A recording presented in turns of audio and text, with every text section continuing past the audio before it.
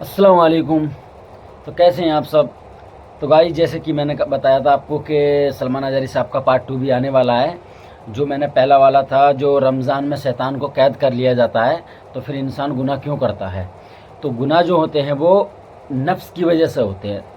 تو اپنے نفس کو جس انسان نے کنٹرول میں کر لیا، نفس ایک ایسی چیز ہے کہ اللہ نے انسان کو نفس اور دماغ دونوں چیز دیا ہے. تو انسان دماغ سے سب کچھ سوچتا تو ہے لیکن کرتا وہ ہے جو نفس چاہتی ہے. تو اگر اور اللہ یہ چاہتا ہے کہ بندہ جو ہے میرا وہ نفس کے مطابق نہیں چلے، وہ نفس کا کہنا مان کر نہیں چلے بلکہ میرا کہنا مان کے چلے. لیکن انسان جو بھٹک جاتا ہے وہ نفس کے ذریعے ہی بھٹکتا ہے. وہ اس لیے کیونکہ نفس ایسی ایک چیز ہے کہ انسان کو بھٹکا ہی دیتی ہے. شیطان اگر بند بھی ہو جائے رمضان میں پھر بھی نفس کے تھرو وہ بھٹک جاتا ہے. تو گائز آپ یہ سلمان اظہری صاحب کا پورا بیان سنیے. چلیے سٹارٹ کرتے ہیں. بات پر عمل کرو. عزیزان گرامی وقار، نفس اور عقل یہ جو دو چیزیں ہیں ان کو میں آپ کے سامنے تھوڑا سا کھول کر کے عرض کرتا ہوں.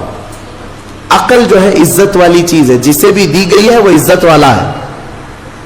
کیوں عزت والی ہے یہ عقل؟ پوری دنیا میں عقل کا ہی تو کمال ہے. جس کے پاس عقل ہے وہ بادشاہ ہے. جس کے پاس عقل ہے وہ لوگوں کو ہانکتا ہے، پوری دنیا کو ادھر سے ادھر کر سکتا ہے. عقل اور نفس جو ہے، نفس برائیوں کی طرف بلانے والا، عیاشی کی دعوت دینے والا، موج مستی کرانے والا اور اپنے آپ کو تباہ کروانے والا. اچھے بھلے نوجوان 25 سال کی کڑیل جوانی ہے، کون ہے جو انہیں نشے کے اڈے پر لے جاتا ہے؟ کون ہے جو ان کو تباہ و برباد کرتا ہے؟ نوجوان کو اچھی طرح سے معلوم ہے کہ میں کوکین، افیون، ہیروئن لوں گا تو میرے جسم کے ساتھ کیا ہوگا، اسے معلوم ہے. لیکن اس کے باوجود عیاشی کروانا یہ نفس کی عادت ہے. کسی کے اوپر نفس غالب آتا ہے، کسی کے اوپر عقل غالب آتی ہے. عقل جس کے اوپر غالب آ گئی وہ اچھا آدمی ہے. نفس جس کے اوپر غالب آ گیا وہ شیطان کا پجاری ہو گیا، نفس کی سننے والا. اب یہ دونوں جو چیزیں ہیں میں بتاتا ہوں آپ کو. روایت میں ملتا ہے کہ جب اللہ نے عقل کو بھی پیدا کیا اور نفس کو بھی پیدا کیا تو اپنے سامنے حاضر کیا. عقل سے پوچھا کہ اے عقل بتا میں کون ہوں اور تو کون ہے؟ عقل نے کہا یا ربی انا عبدک وانت ربی، اے اللہ میں تیرا بندہ ہوں اور تو میرا رب ہے. عقل نے کیا کہا؟ میں تیرا بندہ ہوں اور تو میرا رب ہے. اللہ نے عزت سے نوازا، اقرار کیا نا بندہ ہونے کا. عقل نے اقرار کیا. پھر نفس کو بلایا، نفس سے پوچھا بتا میں کون ہوں اور تو کون ہے؟ نفس نے کہا انت انت انا انا، تو ہے میں ہوں. یہ غرور تھا نفس کے اندر، یہ گھمنڈ تھا نفس کے اندر کہ میں ہوں. نفس جس کے اندر غالب آتا ہے وہ آج بھی یہی کرتا ہے، میں ہوں. کسی کے سامنے کیا جھکنا ہے؟ تو حکم ہوا کہ اس نفس کو 100 سال جلایا جائے. 100 سال جلایا گیا، اس کو عذاب دیا گیا. نفس کو 100 سال بھگتنے کے بعد، آگ کی تپش بھگتنے کے بعد اسے پھر لایا گیا نفس کو. اللہ تعالیٰ نے پوچھا اے نفس بتا میں کون ہوں اور تو کون ہے؟ نفس نے کہا انت انت انا انا، تو ہے میں ہوں. غرور نہیں ٹوٹا، گھمنڈ نہیں ٹوٹا. حکم ہوا اللہ کی طرف سے فرشتوں کو اس نفس کو اب 100 سال تک بھوکا اور پیاسا رکھا جائے، کوئی چیز نہ دی جائے. اسے سخت سزا دی گئی. بھوک اور پیاس کی نفس کو کوئی چیز نہیں دی گئی. 100 سال کے بعد پھر اس کو حاضر کیا گیا، پوچھا گیا بتا کون ہوں میں؟ نفس نے کہا اے اللہ تو میرا خدا ہے، میں تیرا بندہ ہوں. فرمایا بزرگوں نے کہ نفس کو اگر کوئی جھکا سکتا ہے تو وہ بھوک ہے. اسی لیے مولا نے رمضان کے روزے تم پر فرض فرمایا. نفس کو جھکا سکتے ہو، نفس کو کنٹرول میں لا سکتے ہو تو بھوک کے ذریعے سے. ہاں یہ بھوک اور پیاس یوں ہی نہیں دی گئی ہے. دنیا اگر سمجھتی ہو کہ مسلمانوں کو یہ بھوکا اور پیاسا رکھوایا جا رہا ہے تو انہیں کیا خبر ہے کہ روح کسے کہتے ہیں، نفس کسے کہتے ہیں؟ جو آلریڈی غلاظت میں پڑے ہوئے انہیں کیا سمجھ ہے؟ لیکن الحمدللہ ہمارا تصور ہے آخرت کا، ہمارے ہاں تصور ہے جنت کا، ہمارے ہاں تصور ہے جہنم کا، اللہ کی بارگاہ میں حساب کا۔ اس لیے ضروری یہ بن پڑتا ہے کہ ہم اپنی دنیا میں ہی اصلاح کریں۔ میرے عزیزوں، اس نفس کی جو تباہ کاریاں ہیں اس سے بچنا ہر نوجوان کے لیے ضروری ہے۔ تم روزوں کو ہلکے میں مت لو۔ اس سے پہلے بھی میں کہا کرتا تھا، آج پھر سے میں ریپیٹ آپ کے سامنے کہتا ہوں، مسلمان کے لیے روزے جو فرض کیے گئے آپشنلی نہیں ہے میرے عزیز، یہ آپشنلی نہیں ہے، اختیاری نہیں ہے، جسے چاہے وہ رکھے جسے چاہے وہ چھوڑے۔ ہاں ہمارے یہاں معاشرہ ایسے ہی ہے نا، ہاں صبح اٹھ کر کے لوگ پوچھتے رہتے ہیں روزہ ہے، روزہ ہے؟ کیوں پوچھ رہے روزہ ہے؟ مسلمان ہے تو روزہ فرض ہے، روزہ فرض ہے۔ اگر میں آپ کو پوچھوں اچھا لگے گا؟ انسان ہو اچھا لگے گا، سامنے دکھ تو رہا ہے انسان ہے، پھر کیا پوچھنا ہے؟ مسلمان کے لیے روزہ ایسا ضروری ہے جیسے اس کے لیے انسان ہونا ضروری ہے۔ وہ روزے چھوڑتا کیوں؟ ہاں چند ہی چیزیں ہیں جہاں تخفیف دی گئی ہے شریعت میں، وہ سفر ہے یا مرض ہے، ایسا مرض کہ جس سے وہ نہیں برداشت کر پاتا، اس میں اللہ تعالیٰ نے اسے چھوٹ دی ہے، رخصت دی ہے، یا حاملہ عورت ہے، یا دودھ پلانے والی عورت ہے، یا پھر اب بہت سارے لوگ ایسے ہیں جو ہٹے کٹے ہیں، تندرست ہیں، توانا ہیں، روزے چھوڑے ہوئے ہیں۔ میرے عزیز، سب ہونے کے بعد اگر روزہ چھوڑنے کی کسی کو رخصت ہے نا، تو وہ صرف ان عورتوں کو جن کی ماہواری آتی ہے مہینے میں یا بچے کے بعد، حیض و نفاس والی عورتوں کے لیے روزہ نہیں ہے۔ تو میں ان لوگوں سے پوچھتا ہوں، کیا تمہاری بھی ایسی کیفیت ہے جو تم روزہ چھوڑے گھوم رہے ہو؟ ناپاک ہو؟ ناپاکی آئی ہے؟ نہیں ہے تو پھر کیوں روزہ چھوڑتے ہو؟ ایک روزے کو چھوڑنے کی سزا حدیث میں بتائی گئی 900 سال دوزخ میں رکھا جائے گا۔ 900 سال۔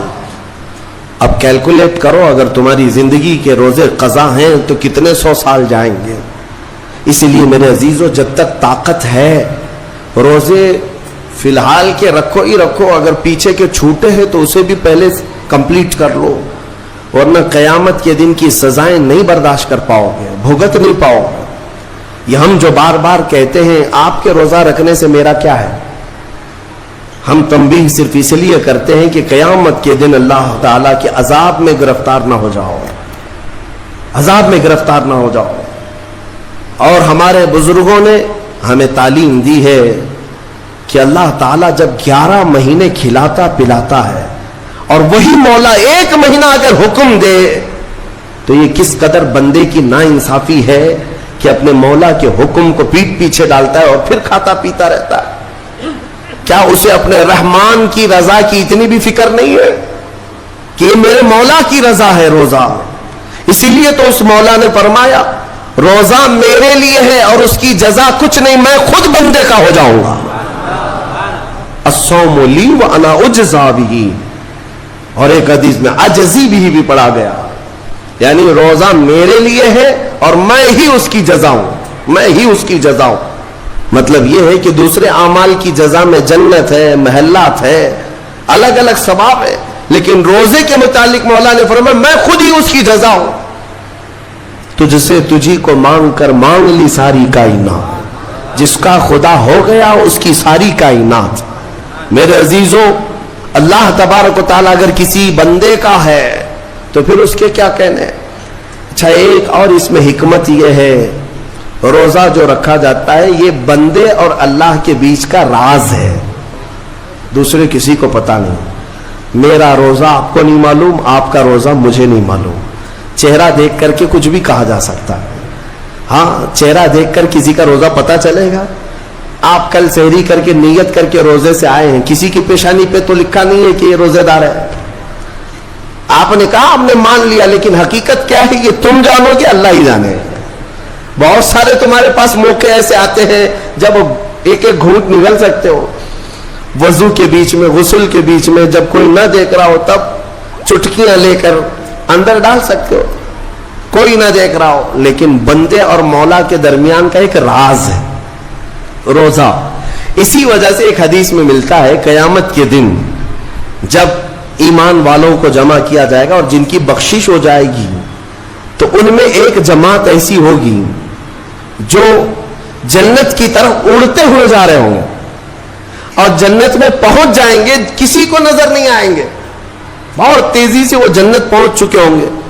बाबुर रैयान एक दरवाजा है जो सिर्फ रोजेदारों के लिए, जिनके रोजे अल्लाह की बारगाह में पसंद आ गए, वो दरवाजा सिर्फ उनके लिए, वहां पहुंच चुके होंगे। बहुत सारे अहलुल्लाह, बड़े बड़े मकामात वाले वहां मौजूद होंगे, पूछेंगे तुम कहां से आए, कौन से रास्ते से आए, न वहां नजर आए न रास्ते में नजर आए, यहां कैसे पहुंचे? तो वो कहेंगे कि अल्लाह तबारक व तआला ने हमें रोजों की वजह से ये मकाम दिया।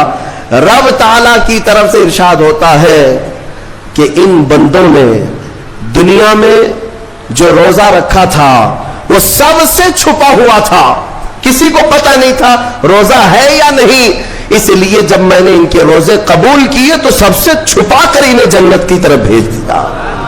वहां पर भी ये जजा दी गई। मेरे अजीजों, फजीलतें बहुत सारी हैं, सबको पता है, लेकिन मैं जो कह रहा हूं वो ये है कि अगर अपने नफ्स को कंट्रोल में लाना हो तो ये रोजे शर्त हैं। एक सहाबी हुजूर की बारगाह में आए, जवान थे, कहा कि या रसूल अल्लाह सल्लल्लाहु अलैहि वसल्लम, जवान हो चुका हूं, शादी की उम्र है, लेकिन शादी करने की ताकत नहीं, माल नहीं, असबाब नहीं, क्या करूं? शादी न करें तो गुनाहों की तरफ चले जाएं, ख्वाहिशात हैं इंसान की। तो जानते हैं मेरे आका सल्लल्लाहु ताला अलैहि वसल्लम ने क्या फरमाया कि अगर इस्तिताअत है तो शादी कर ले, वरना रोजा रख ले। शादी के बदल डायरेक्ट कौन सी चीज? रोजा। फरमाया इसलिए कि रोजा तुम्हारी शहवत को खत्म करता है, तुम्हारे अंदर सब्र कायम करता है। अजीज़ान गिरामी, हदीस पाक का ये मफहूम मैं आपके सामने रख रहा हूं। तरबियत में मेरे आका ने उन नौजवानों से कहा जिनकी शहवत गालिब है, जो गुनाहों की तरफ ज्यादा जा सकते हैं, उनके लिए फरमाया गया वो रोजा रखें, कंट्रोल में रहेंगे। सिर्फ रमजान का ही नहीं, साल में और भी दिनों में रोजा रखो ताकि तुम्हारा नफ्स काबू में रहे, कंट्रोल में रहे। तो गाइज आई होप आपको अच्छा लगा होगा। तो गाइज अगर आपको अच्छा लगा है तो हमारे चैनल को सब्सक्राइब, वीडियो को लाइक और शेयर जरूर कर देना, शेयर ज़रूर कर देना। तब तक के लिए इजाज़त दीजिए। सबको अस्सलामु अलैकुम व रहमतुल्लाहि व बरकातुहू।